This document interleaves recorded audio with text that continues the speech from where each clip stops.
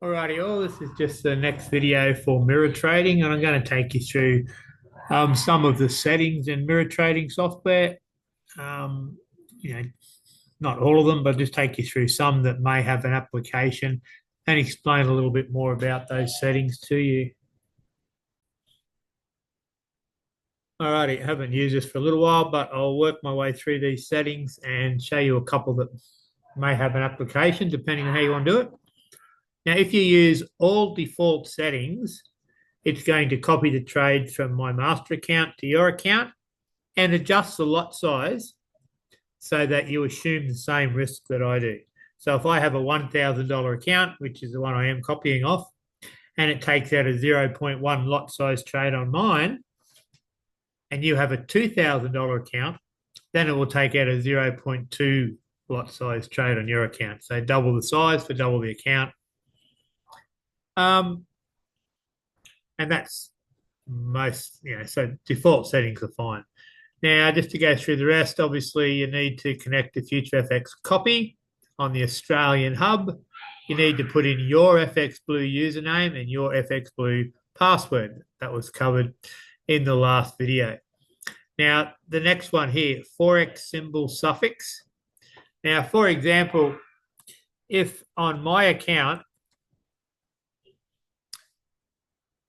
I'm trading Euro USD, but on your broker, it's not called Euro USD. It might be called Euro USD .A. And some brokers will do that depending on the sort of account you have with them. Then in here, you will have to add that.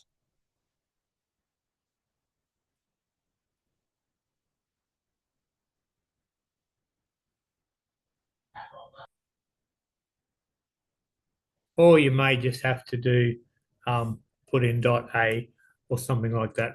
Most of the time, though, all of the different Forex symbols, even if they've got a .A or a .xyz on the end, the mirror trading software should be able to allow for that.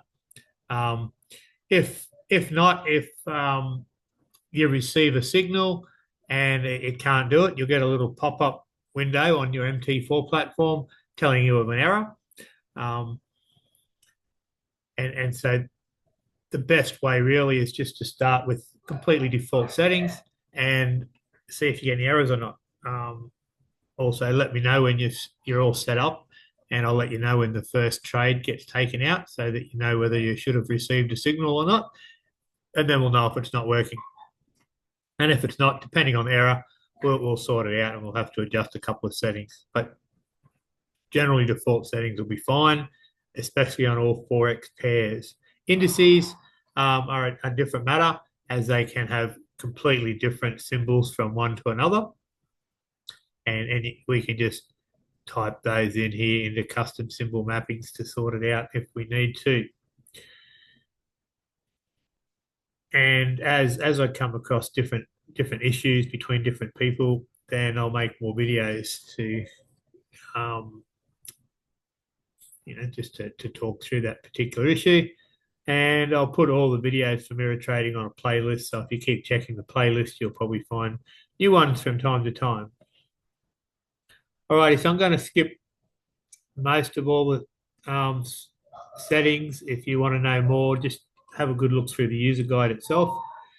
So you've got options. If you don't want to, if you only want to accept signals from me, whatever, during the daytime, during the nighttime, certain set hours while you're able to watch, then that's fine, and you can do that. But seeing that can have its own troubles though, because you might receive one of my trades but not the other, and then that might totally change the results between me and you. But if you just want to set times when you're able to watch it just while you're learning, then that's an option you have there. It's not something I recommend, but an option if you're just trying to learn.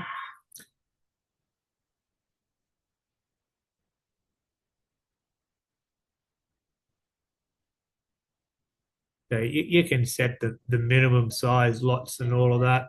There might be a scenario where if you were trying to, so I'm sending from a $1,000 account. If you are sending from a much smaller account, only a $100 or $200 account, and I took out a very small size trade, then it might not be able to adjust it because it might want to take out a smaller than allowable lot size. So you can adjust those there. Let's go through a few more. Trade all orders at market. That by default is set at false. Which one we're up to? Okay, so this I have come across an issue with this one at times, particularly trading indices, whereas the price on one broker is a bit different to the price on another broker, and then therefore it can't open an order. So the market price on my broker might be, say, 500, and yours might be 499. So I can't open an order up at 500 because yours has already gone past that price. In which case you'll get some errors and maybe pending orders, which you shouldn't be getting. And that's one way to avoid that. You can turn that to true so that no matter what price your broker is at, when you receive the signal, it will take it out at market value. The downside of that is that if between mine taking out a trade and that, second or so before you receive the signal, if the market moves a long way, then your entry could be quite different to mine. And those sort of issues are why you want to try and stick with either the same broker as me.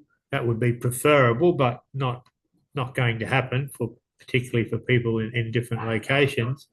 But a similar broker that has similar pricing, similar spreads, and all of that. And I will go through all the spreads on all the pairs I'll be trading. That'll be in another video though. But like anything else, this is something that would be good to practice on a demo account first, like anything, and just make sure you're getting the signals and they're sort of falling into place properly. Let me just work my way through some more here. This is an interesting one, which you won't be using though, but it's an invert trades. So all that means is that if I take out a buy order, it's going to place a sell order on yours and vice versa. And that comes in sort of actually handy if you want to use that yourself for different hedging strategies. One in particular that we use on prop firms.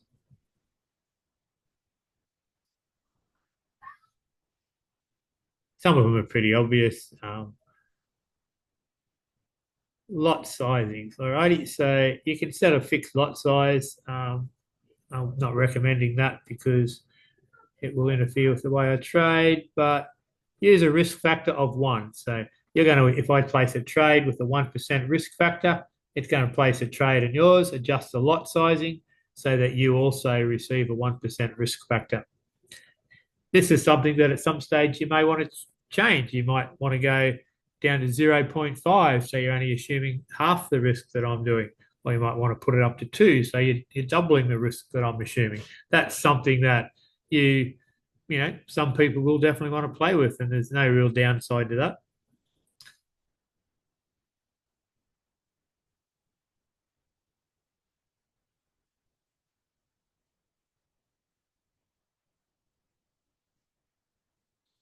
Round up to broker minimal. This is actually one that I would most likely say to put onto true, and that's actually if so I'm on a $1,000 account. If you're only on a $100 account, then it might want to assume the same risk. It might want to place a trade lower than 0.01, which is the broker minimum for is a broker minimum for basically all forex pairs. So if it tries to do that, it will actually round it up to the broker minimum, which would be 0.01. This one's another one you can have a play with. It's if you find that quite often, and this is just going to change if you've got a different sized account to me, it's not going to be divisible by lot sizes perfectly, so that you always assume exactly the same risk as me. There'll be a little variance there. So if you want to err on the side of caution all the time and have the lot size round down, so it's always a little bit either the same as me or a little tiny bit less risk, then you can change that to two, to true, yeah.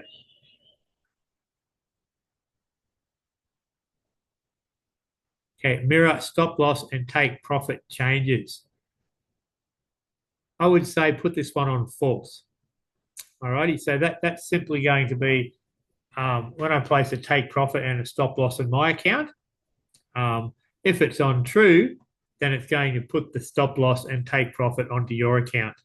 If your broker has a different spread to mine, there can be an issue with that because because of the spread, your trade may just hit a take profit or stop loss when mine doesn't. And if yours closes out at a different time to mine, we're going to end up with, potentially quite different results. So if you have it at false, the take profit and stop loss doesn't go through to your account. But as soon as my trade closes, it will also close your trade. The downside to changing it to false, though, is that if your MT4 isn't opened, isn't running, isn't connected to the internet, then it won't close the trade because it won't be able to receive my signal because your MT4 isn't active and connected. Whereas if it had have placed the stop loss and take profit on your account as well, it wouldn't matter if you didn't have internet connection or the MT4 open because the broker would already have that info and it would close that trade out when it hit the take profit or stop loss.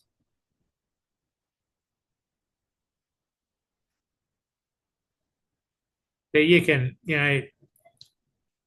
if you wanted to use a different trailing stop to me, you can enter your own trailing stop here and things like that. You can sort of customize it to yourself. So you'll be automatically receiving the signals from me, but because of all these settings, it'll take a little bit to get your head around all of the settings, but you can also have your own overriding, bit of a manual oversight into it. So you can set minimum and maximum. So you might also tell it to, if you lose more than $100, it'll stop receiving signals and things like that as well. If you want to get more into that, I'll just say go to the user manual and go through that yourself. You can. This may have an actual use case for us. My account that I'm sending from has a 500 to 1 leverage. If you're trading 30 to 1 leverage, it's still going to work, but you won't be able to have as many trades open or as many pairs open, or as many trades open. So you can, set the maximum number of trades you're going to let it open. That may have a use case there. Up further, I'll show you again just before I close out this video. There's an option there where you can enter the pairs that you want to receive signals from. So I might be sending signals on 10 different pairs. I won't be at this stage, but 10 different pairs. But you might just say you just want gold and Aussie yen pairs. That's the only signals you receive. So any other signals that come through, it's going to ignore them and just trade those two pairs. That would be a good way if you had a much smaller leverage than me, you could limit it to just one trading one pair or two pairs. That way, you're not going to end up with too many trades and miss out on trades because you don't have enough margin left.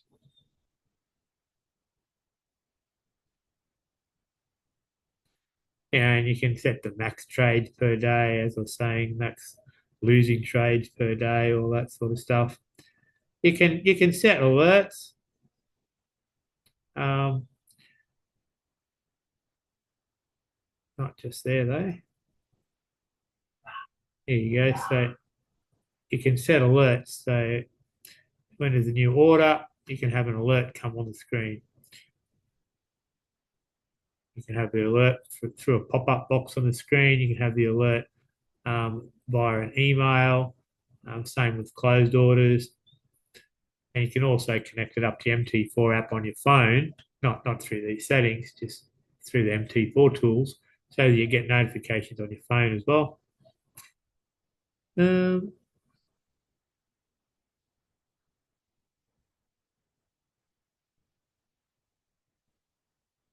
Alrighty, so that's all the settings that I can think of to talk about at the moment. Um, yeah, but because there's so many settings, it can look a little confusing. Um, but you can just go with completely default orders. Um, the main one that you might want to use though is all those couple I just talked about, but you might want to permitted symbols. So if you only wanted to take out if you only wanted to copy my gold trades, then you would just put that in there, and it's only going to copy gold trades. Um, the other one, and that would be useful if you had a much smaller leverage than me. And the other one was turning off the stop losses and take profits so that they don't get put onto yours.